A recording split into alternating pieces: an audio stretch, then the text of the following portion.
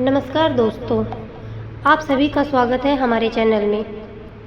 आज मैं आपको सुनाने जा रही हूँ भगवान श्री कृष्ण और उनके परम मित्र सुदामा की एक ऐसी कथा जिसे सुनकर आपकी आंखें नम हो जाएंगी। यह केवल मित्रता की कहानी नहीं, बल्कि भगवान की लीला, परीक्षा और सच्ची भक्ति का रहस्य है। तो आइए शुरू करते हैं। जय श्री कृष्ण। द्वापर युग में जब पृथ्वी पर अधर्म बढ़ चुका था, राजाओं के हृदय में अहंकार भर गया था और जनता दुख और पीड़ा में जीवन जी रही थी, तब स्वयं भगवान विष्णु ने श्री कृष्ण के रूप में अवतार लिया। वृंदावन की गलियों से लेकर कुरुक्षेत्र के मैदान तक कृष्ण ने हर रिश्ते को नई पहचान दी।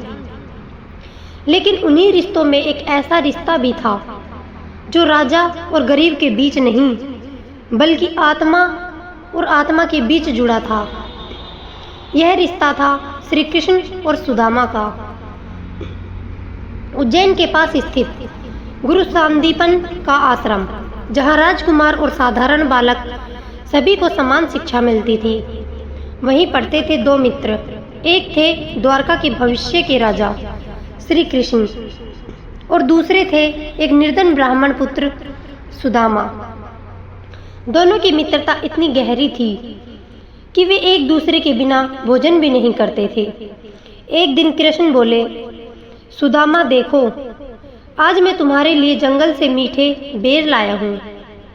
सुदामा मुस्कुराकर बोले, और मैं तुम्हारे लिए माँ के हाथ की बनी चने की रोटी लाया हूँ। दोनों हंसते खेलते, गुरु सेवा करते और हर कठिनाई साथ सहते थे। लेकिन एक दिन नीति ने उनकी परीक्षा ली। गुरु माता ने दोनों को जंगल से लकड़ियां लाने भेजा। अचानक आकाश में काले बादल छा गए। भयंकर तूफान शुरू हो गया। बारिश इतनी तेज थी कि बड़े बड़े पेड़ भी झुक गए। सुदामा ठंड से कांपने लगे। तभी कृष्ण ने अपना पीताम्बर उतारकर सुदामा के ऊपर रख दिया। सुदामा बोले, कृष्ण तुम भीग जाओगे। कृष्ण मुस्कुराए और बोले, मित्रता में अपना और पराया नहीं होता। उस रात दोनों एक पेड़ के नीचे बैठे रहे, भूखे प्यासे लेकिन साथ। अगली सुबह गुरु माता ने सुदामा को थोड़ा चिवड़ा खाने के लिए दिया। रास्ते में सुदामा को बहुत तेज भूख लगी। उसने सोचा, अगर मैं कृष्ण को बताऊंगा तो वे अपना हिस्सा भी मुझे दे देंगे, लेकिन मैं उनका हिस्सा कैसे खा सकता हूँ। भूख ने विवेक को ढक लिया और सुदामा ने अकेले ही चिवड़ा खाना शुरू कर दिया। कृष्ण पास बैठे मुस्कुरा रहे थे। उन्होंने पूछा, सुदामा क्या खा रहे हो? सुदामा घबरा गए। कुछ नहीं कृष्ण, बस ठंड से दांत किड़किड़ा रहे हैं। कृष्ण शांत रहे। उन्होंने कुछ नहीं कहा, लेकिन भगवान सब जानते थे। समय बीतता गया। गुरुकुल की शिक्षा पूरी हुई। कृष्ण द्वारका लौट गए और सुदामा अपने गांव। एक ओर था वैभव, सोने के महल, राज सिंहासन, दूसरी ओर थी गरीबी। सुदामा के घर कई कई दिन भोजन नहीं बनता था। बच्चों की आंखों में भूख दिखाई देती थी, लेकिन फिर भी सुदामा ने कभी भगवान से शिकायत नहीं की। वे हमेशा कहते, जो कृष्ण की इच्छा। एक दिन उनकी पत्नी सुशीला रो पड़ी, स्वामी आप कहते हैं कि कृष्ण आपके मित्र हैं, तो क्या मित्र अपने मित्र की सहायता नहीं करता? सुदामा बोले, मैं मित्रता को व्यापार नहीं बनाना चाहता, लेकिन बच्चों की भूख देखकर आखिरकार सुदामा द्वारका जाने के लिए तैयार हो गए। सुदामा के पास कृष्ण को देने के लिए कुछ भी नहीं था। पड़ोस से थोड़ा सा चिवड़ा मांगा गया। उसे एक पुराने कपड़े में बांध दिया गया और नंगे पैर धूल भरे रास्तों पर चलते हुए सुदामा द्वारका पहुंच गए। जब द्वारपालों ने उनकी हालत देखी तो वे हंसने लगे। यह भिखारी महाराज कृष्ण से मिलेगा। लेकिन जैसे ही कृष्ण को पता चला, वे सिंहासन छोड़कर दौड़ पड़े। पूरा राजमहल आश्चर्यचकित रह गया। द्वारका का सम्राट एक निर्धन ब्राह्मण के चरणों में झुक गया। कृष्ण की आंखों से आंसू बह रहे थे। सुदामा, मेरे मित्र। कृष्ण ने स्वयं सुदामा के पैर धोए। रुक्मिणी भी यह दृश्य देखकर भावुक हो उठी। तभी कृष्ण मुस्कुराकर बोले, सुदामा, क्या तुम्हें वह दिन याद है जब तुमने अकेले चिवड़ा खा लिया था? यह सुनते ही सुदामा का चेहरा उतर गया। उन्होंने कांपती आवाज में कहा, मुझे क्षमा कर दो कृष्ण, मैं भूख से विवश था। तब कृष्ण गंभीर स्वर में बोले, भूख शरीर की थी सुदामा, लेकिन उस क्षण तुम्हारे मन में अभाव का भय पैदा हुआ और वही भय तुम्हारे जीवन की परीक्षा बना। कहा जाता है उसी समय कृष्ण ने सुदामा से कहा, सुदामा, तुम कई वर्षों तक गरीबी सहोगे ताकि संसार जान सके कि सच्चा भक्त धन से नहीं भक्ति से महान होता है। सुदामा रो पड़े।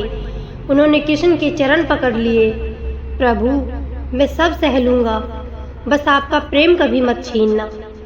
कृष्ण ने अपने मित्र को गले लगा लिया। सुदामा बिना कुछ मांगे वापस लौटने लगे। रास्ते भर वे सोचते रहे, मैं कैसा मित्र हूँ, अपने बच्चों के लिए भोजन तक नहीं मांग पाया। लेकिन फिर उसके मन में शांति आई।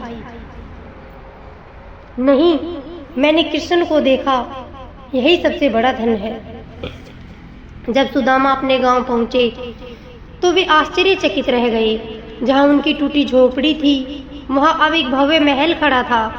उनकी पत्नी सुंदर वस्त्रों में खड़ी थी। सुदामा समझ गए कि कृष्ण ने बिना मांगे सब कुछ दे दिया, लेकिन असली उपहार धन नहीं था। असली उपहार था अहंकार से मुक्ति। समय बीतता गया। एक दिन सुदामा ध्यान में बैठे थे। उन्हें कृष्ण के शब्द याद आए, यह श्राप नहीं, मेरी लीला है। तब सुदामा समझ गई कि भगवान ने उन्हें दंड नहीं दिया था, बल्कि संसार के लिए एक आदर्श बनाया था। ऐसा आदर्श जो सिखाता है कि भक्ति का मूल्य धन से नहीं मापा जाता। कई वर्षों बाद जब कृष्ण अपनी लीला समाप्त करने वाले थे, उन्होंने सुदामा को याद किया। सुदामा द्वारका पहुंचे। समुद्र किनारे बैठकर दोनों मित्र सूर्यास्त को देख रहे थे। कृष्ण मुस्कुराकर बोले, सुदामा, क्या अब भी तुम्हें लगता है कि मैंने तुम्हें श्राप दिया था? सुदामा की आंखें भर आई।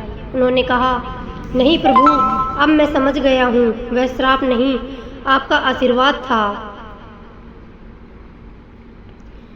दोस्तों, इस कथा से हमें 5 बातें सीखने को मिलती हैं। पहली, सच्ची मित्रता कभी परिस्थिति नहीं देखती। दूसरी, भगवान कभी अपने भक्त का साथ नहीं छोड़ते।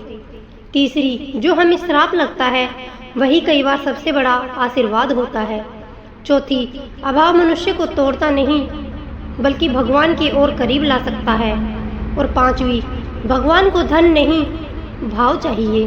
सुदामा ने कृष्ण को केवल थोड़ा सा चिवड़ा दिया था, लेकिन उसमें प्रेम था, और भगवान प्रेम के भूखे होते हैं। जब भी जीवन में कठिन समय आए, जब भी लगे कि भगवान आपकी परीक्षा ले रहे हैं, तब सुदामा को याद करना, क्योंकि कभी कभी भगवान का विलंब ही उनकी सबसे बड़ी कृपा होती है। जय श्री कृष्ण। अगर आपको कथा अच्छी लगी हो तो लाइक करें, कमेंट करें, शेयर करें, सब्सक्राइब करें। धन्यवाद।